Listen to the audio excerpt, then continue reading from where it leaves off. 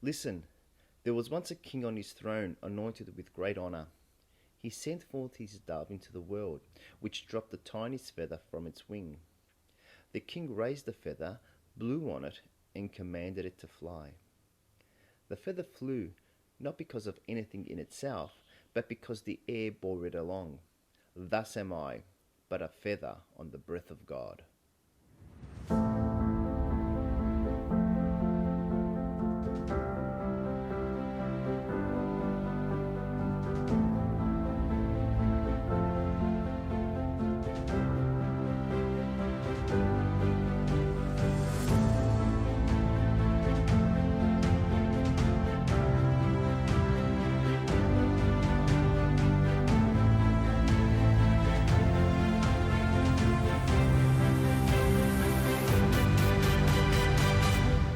Saint Hildegard of Bingen described herself as a feather on the breath of God. What did she mean by this? Anglican priest, poet, songwriter, and scholar Reverend Malcolm Guite wrote this poetic reflection. A feather on the breath of God at play. You saw the play of God in all creation. You drew eternal light into each day, and every living breath was inspiration. You made a play with every virtue plain, made music for each sister soul to sing, listened for what each herb and stone was saying, and heard the word of God in everything. Mother from mother, earth and magistra, your song revealed God's hidden gift to us. The verdant fire, his holy harbinger, the greening glory of Veritas. Cherish this earth that keeps us all alive. Either we hear you or we don't survive. Saint Hildegard certainly did see life, play and inspiration in all of God's creation. And this insight, this intuition, permeated through all that she was involved in. When it came to music, Saint Hildegard said, "There is the music of heaven in all things." Another time she wrote, "All the arts serving human desires and needs are derived from the breath that God sent into the human body."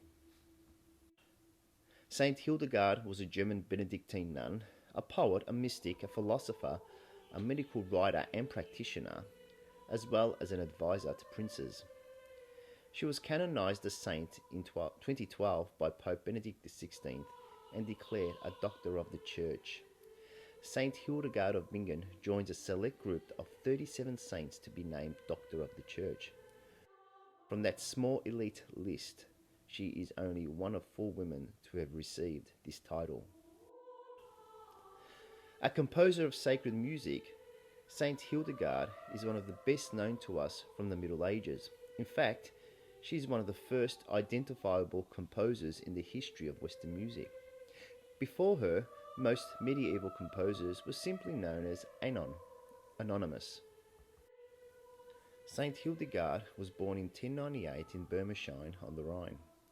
She came to be known as the Sibyl of the Rhine.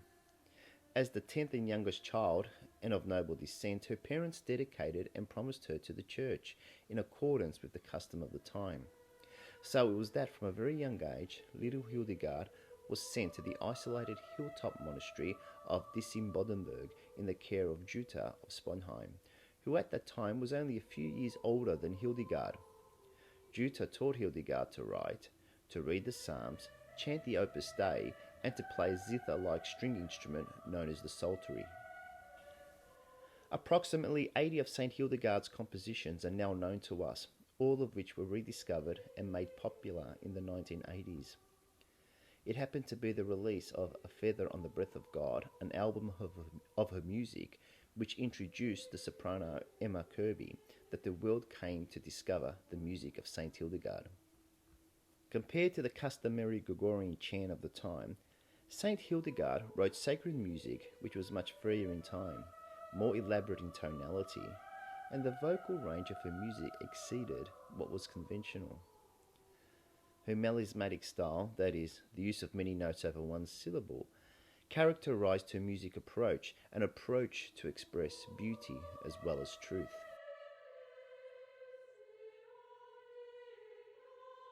You see, Her style was reflecting what was occurring during the time of the high medieval ages, embellishment.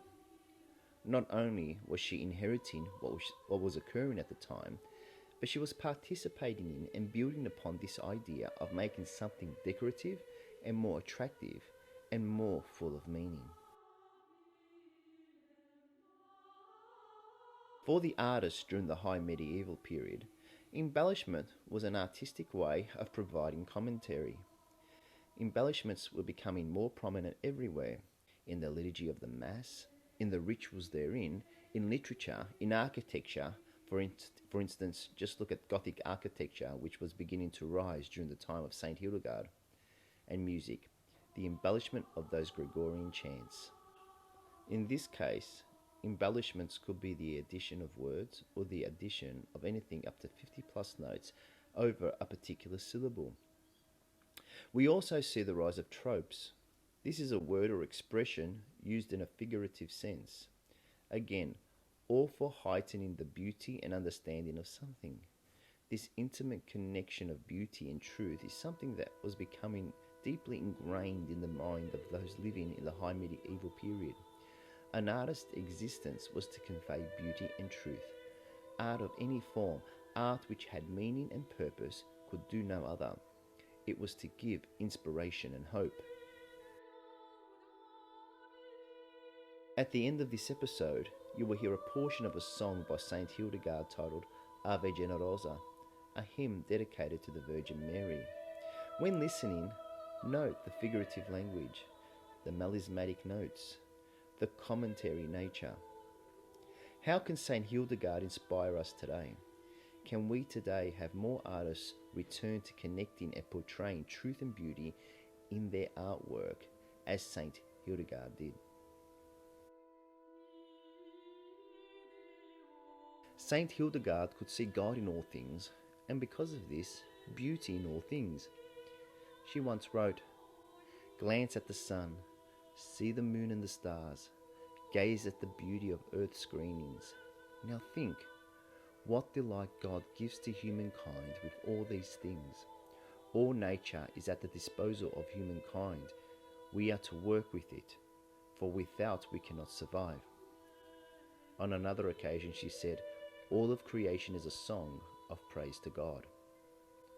Her music strove for nothing more than being a praise to God. In truth, I will go so far to say that her life was nothing more than a praise to God, a pursuit of beauty and truth.